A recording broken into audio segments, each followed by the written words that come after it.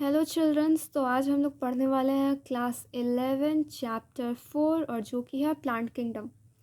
तो इसमें ऐसा है कि इसका जो फर्स्ट हाफ है वो पूरी तरीके से अभी वाले जो नए एडिशन वाला बुक है 2025 से 2026 में, उसमें ये है ही नहीं, जैसे basis of classification, level of organisation.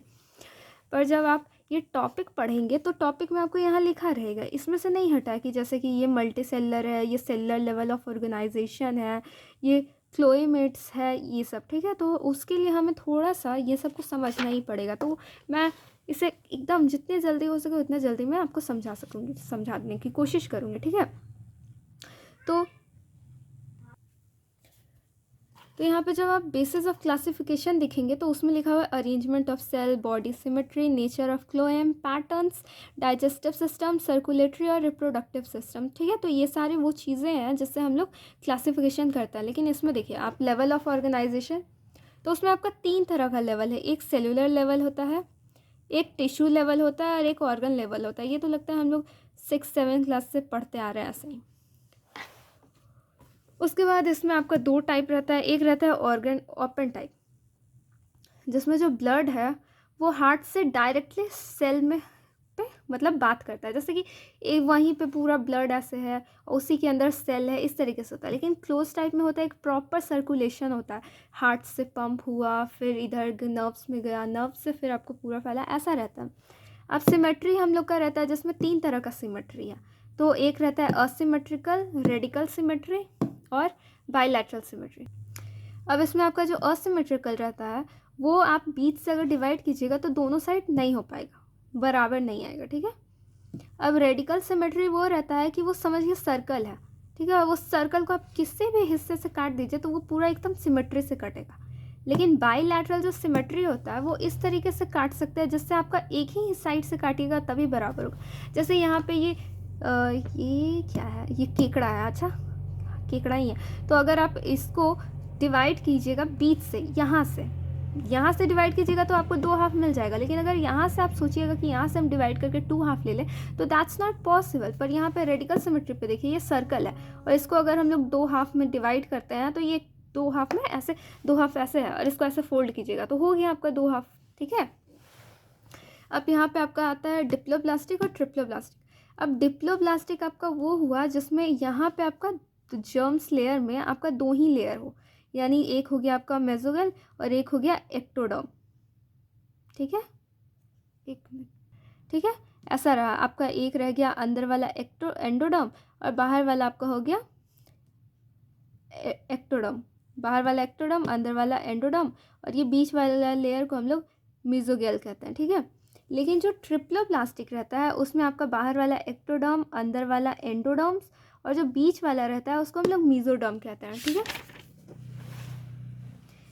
ये देखिए यहाँ पे लिखा हुआ मीजोडर्म्स आपका ट्रिप्लोप्लास्टिक होता है। अब उसके बाद हम लोग का आता है क्लोएम। तो इसमें होता है आपका क्लोएमेट्स और एक होता है अक्लोएमेट्स। तो जो क्लोएमेट है उसमें क्लोएम होता है। ठीक है, ठीक है, तो क्लोएमेट्स वो होता है जिसका जो बॉडी कैविटी रहता है उसमें वो लाइन बाय लाइन रहता है मीजोडर्म से।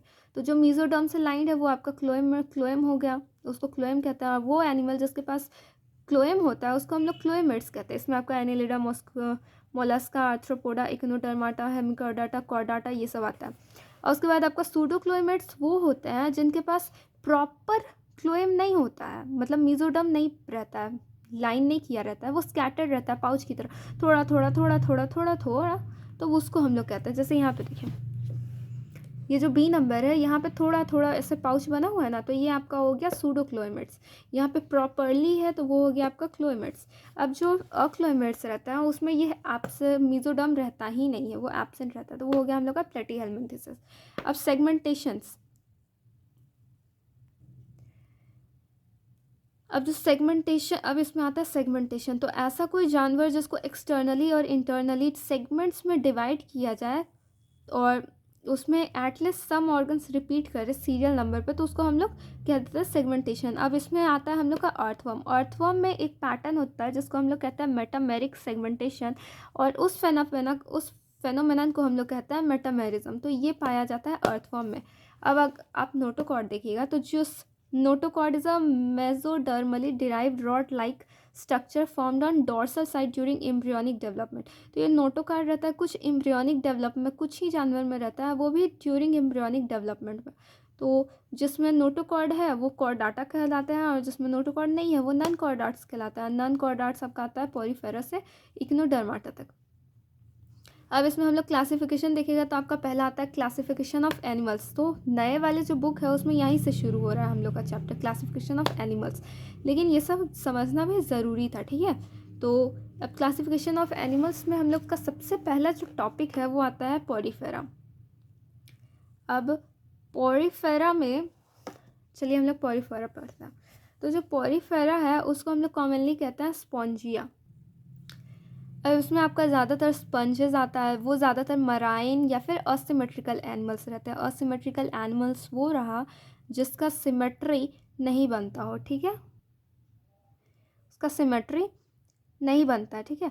और ये ज़्यादातर मल्टी सेलर एनिमल होते हैं और इनके पास सेलुलर लेवल ऑफ ऑर्गेनाइजेशन है। देखिए ये सब चैप्टर से पहले टॉपिक ये सब कटा हुआ था। आप बताइए यहाँ पे अगर कोई बच्चा नया है 11 में है या फिर नए पहली बार ये सब पढ़ रहा है तो उसको कहाँ से समझ आएगा कि क्लोएमेट्स क्या होता है, असिमेट्रिकल एनिमल्स क्या होता है। तो इसीलिए ये थोड़ा सा समझना ज़रूरी था ताकि आगे जो टॉपिक्स में क्या है, अच्छा यहाँ क्लोएमेट्स क्यों लिखा हुआ है, असिमेट्रिकल एनिमल्स क्यों लिखा है। अब इस तरीके से आपको समझ तो आएगा कि आखिर क्लोएमेट्स क्या है, असिमेट्रिकल एनिमल्स क्या है, primitive multicellular cellular level organisation, ठीक है। तो ये सब। अब स्पंजेस जो है उनके पास एक वाटर ट्रांसपोर्ट या कैनल सिस्टम होता है, ठीक है। तो वाटर एंटर करता है मिनट पोर्स ऑस्टिया से। अब यहाँ पे आपका जो लाइन है ये इंपॉर्टेंट है, यहाँ से देखिए, वाटर एंटर करता है मिनट पोर ऑस्टिया से in the body wall into a central cavity. अब वो सेंट्रल कैविटी क्या है, स्पॉन्जोसियल, स्पॉन्जोसियल। और फिर यहाँ से फिर ये जाता है ऑस्कुलम। तो आप इसको ऐसे याद कर सकते हैं, minute pore ostia equals to spongocoel equals to osculum, ठीक है। तो वो जो वाटर एंटर करता है मिनट पोर ऑस्टिया से, उसके बाद ये सेंट्रल कैविटी स्पॉन्जोसियल जाता है, यहाँ से फिर ये ऑस्क्यूलम जाता है। अब ये जो वाटर ट्रांसपोर्ट सिस्टम है इससे वो फूड गैदर कर सकता है, जमा कर सकता है, उससे रेस्पिरेटरी एक्सचेंजेस होता है यानी ऑक्सीजन कार्बन डाइऑक्साइड सबका, और रिमूवल ऑफ वेस्ट होता है। अब इसमें एक होता है कैनोसाइट्स और collar cell line the spongocoel and the canals. अब इसमें जो कोएनोसाइट्स रहता है जिसको हम लोग कॉलर सेल भी कहते हैं, तो यही जो रहता है स्पॉन्जोसियल्स को लाइन करता है, ठीक है, उसका स्पॉन्जोसियल्स का लाइन करता है कैनल को। अब डाइजेशन इसका इंट्रासेलुलर रहा यानी अंदर। Body is supported by skeleton. अब इसका जो स्केलेटन में जो क्या चीज़ से बना रहता है आपको ये याद करना है, स्केलेटन बना रहता है स्पाइशियस और स्पॉन्जिन फाइबर से, ये चीज़ आपको याद रखना है। सेक्सेस सेपरेट रहता है, ठीक है, सेक्सेस सेपरेट नहीं रहता। और हर्मेटोफोर्डाइट, ठीक है, हर्मेटोफोर्डाइट का मतलब ही होता है कि जो इसमें जो मेल और फीमेल रहता है वो एक ही एनिमल में रहता है। यानी कि अगर आपको एक अर्थवॉर्म मिलता है या कोई भी एक जानवर मिला तो वो अगर मेल है तो वही फीमेल भी होगा, इसमें ऐसा नहीं है कि मेल अलग फीमेल अलग, ठीक है। और eggs and sperms are produced by same individual, यानी एक ही इंडिविजुअल है जो एग्स भी प्रोड्यूस करता है और स्पर्म्स भी प्रोड्यूस करता है। अच्छा, इस हिसाब से आपको क्या पता है कि जो वुमेंस का जो बैकबोन होता है, बोन मैरो, वहाँ पे स्पर्म्स भी पाया जाता है। और कितनी जगह पे मैंने ये भी पढ़ा है कि by this they can have a baby but the baby won't survive for longer, okay. Human body itself is a mystery. When you will try to understand what this is and how this happens, you will find that there are no answer for some of the questions. Something happens just because it have to happen, just because it was needed to happen, okay. So you can't always have answer for some of the questions. Some questions are just question and forever they will be question, okay. I don't have to start philosophical classes, I will have to study this, I have to. By the way, I am also doing my literature bachelor in literature, so sometime I keep reading this type of books and then I realize that life itself is a mystery, okay. Since the start to the end everything will be so mysterious. Let's go on. अब digestion, हाँ हम लोग कहाँ पर थे, sexes separate नहीं रहते हैं, एग और स्पर्म एक ही इंडिविजुअल बनाता है। जो sponges produce Sponges reproduce asexually by fragmentation and sexually by formation of gametes. आप पिछले चैप्टर से इस चैप्टर पे अगर आप पढ़ रहे हैं, आप मेरे साथ पढ़ रहे हैं, तो आपने ये चीज़ ध्यान दिया होगा कि असेक्सुअल रिप्रोडक्शन जो रहता है वो ज़्यादातर फ्रेगमेंटेशन से ही होता है. ये चीज़ समझ लीजिए आप, कॉमन समझ लीजिए आप, मैक्सिमम टाइम ये यही रहता है कि asexual reproduction by fragmentation, asexually bye formation of gametes. तो जो फर्टिलाइजेशन रहता है वो इंटरनल रहता है, डेवलपमेंट जो रहता है वो इनडायरेक्ट रहता है, एक लार्वल स्टेज भी होता है, और जो कि मॉर्फोलॉजिकली डिस्टिंक्ट रहता है फ्रॉम अडल्ट से. यानी कि जो लार्वल स्टेज रहेगा वो मॉर्फोलॉजिकली जो अडल्ट रहते हैं उनसे थोड़ा अलग रहता है. ठीक है, और इसमें आप देखिएगा, इसमें कुछ एग्जाम्पल है, और एग्जाम्पल्स में आपका आता है साइकॉन, स्पॉन्जिला एंड यूस्पोरेंजिया. ठीक है, एग्जाम्पल याद करना ज़रूरी रहता है, लेकिन ज़रूरी नहीं कि एग्जाम्पल पूछा भी जाए. जैसे last year when I had given the exam, I realized that they haven't asked any of the example from this, and I was so stupid that I learned each and every example from this chapter, and it was so bad when I realized that shit, there is nothing from this chapter. Okay, so we will end this topic here, and in the next video we will start from phloemates. Okay. अच्छा, तो अगर आपको इसका notes बनाना है तो I have a written notes that you can copy if you want to. जैसे कि स्पोरिफेरा है, वहाँ पे पोर बियर करते हैं, उनके पास स्पॉन्ज वो या फिर वो स्पंज होते हैं. Aquatic, marine except spongilla. ठीक है, और सेसाइल होता है, यानी कि ये मूव तो नहीं करता है पर एक अटैच रहता है, बट जो लार्वा रहता है वो मूव करता है, मतलब कि ये सेसाइल रहता है, ये हिल नहीं पाता है. ठीक है, अब इनके पास cellular level of organisation, asymmetrical, diploblastic, multi cellular animals होते हैं ये. यहाँ पे देखिए, ये आपका स्पॉन्जोसियल्स है, ये रहा ऑस्क्यूलम जो हम लोग अभी कुछ देर पहले पढ़े थे, वाटर कैनल सिस्टम. ये ऑस्टिया, मिनट पोर्स जिससे वाटर जाता है, फिर स्पॉन्जोसियल के अंदर जाता है, स्पॉन्जोसियल से ये बाहर आता है एस्क्यूलम से, जिसको वाटर एग्जिट कहते हैं.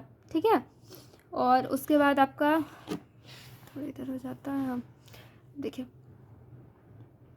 ये इसका, अगर आप वॉल जो कहिएगा कि वॉल कैसा रहता है इसका स्पोरिफेरा का, तो वॉल इस तरीके से रहता है. आपका बाहर वाला पियानो को डर्म होता है, ये पियानोसाइट्स होता है, पोरोसाइट्स. ठीक है, यही सब रहता है. अब यहाँ पे एक फोट डायग्राम है, अगर आप वो डायग्राम देखिएगा तो वो कुछ इस तरीके से रहता है. ठीक है, तो यहाँ से ये ऐसे गया, ये फिल्टर करता है, फीड करता है, इंटरसेलर है, और डाइजेशन भी यहीं होता है. अब यहाँ पे देखिए क्या लिखा है, archaeocyte is the totipotent site of sponges. ठीक है, इसका जो स्केलेटन, हम लोग स्केलेटन के बारे में बात किए ही थे यहाँ पर कुछ देर पहले, कि वो स्पॉन्जिन फाइबर या स्पेशुअल्स से बना रहता है, और जो स्पेशुअल्स रहता है वो कैल्कीरियस यानी कैल्शियम और सिलिका से बना रहता है. अब कैनल सिस्टम के बारे में हम लोग पढ़े थे, ऐसे जाता है, फिर ये आपका स्पॉन्जोसियल के अंदर जाता है, यहाँ बाहर निकलता है. अब ये देखिए, वाटर ऑस्टिया के अंदर जाता है, ऑस्टिया के बाद स्पॉन्जोसियल, स्पॉन्जोसियल के बाद ऑस्क्यूलम, ऑस्क्यूलम के बाद ये एग्जिट कर जाता है. सिंपलेस्ट कैनल सिस्टम तो इसका रहता है एस्कम टाइप, और एग्जाम्पल ल्यूकोलिना. ठीक है, अब फंक्शन इसका रहता है, ये क्या करता है ये सिस्टम, ये न्यूट्रिशन प्रोवाइड करता है, रेस्पिरेशन, ट्रांसपोर्ट ऑफ गैमेट और रिमूवल ऑफ वाटर, ये सब काम इसी का रहता है. अब आपका यहाँ पे देखिए तो ये रिप्रोडक्शन हर्मेटोफाइट्स होता है, मोनोसाइट्स, मोनोइशियस रहता है, मोनोइशियस यानी मेल और फीमेल दोनों एक ही में है. क्रॉस फर्टिलाइजेशन होता है, सेक्सुअल भी होता है, असेक्सुअल फ्रेगमेंटेशन, इंटरनल बडिंग भी होता है कभी कभी. ठीक है, स्पॉन्जियोसियल में डेवलपमेंट इनडायरेक्ट रहता है. एग्जाम्पल आपका हो गया, ये सब जो एग्जाम्पल वहाँ दिया हुआ है. ठीक है, तो आपको यही सब याद कर लेना है. So that's it for now, and let's end the video.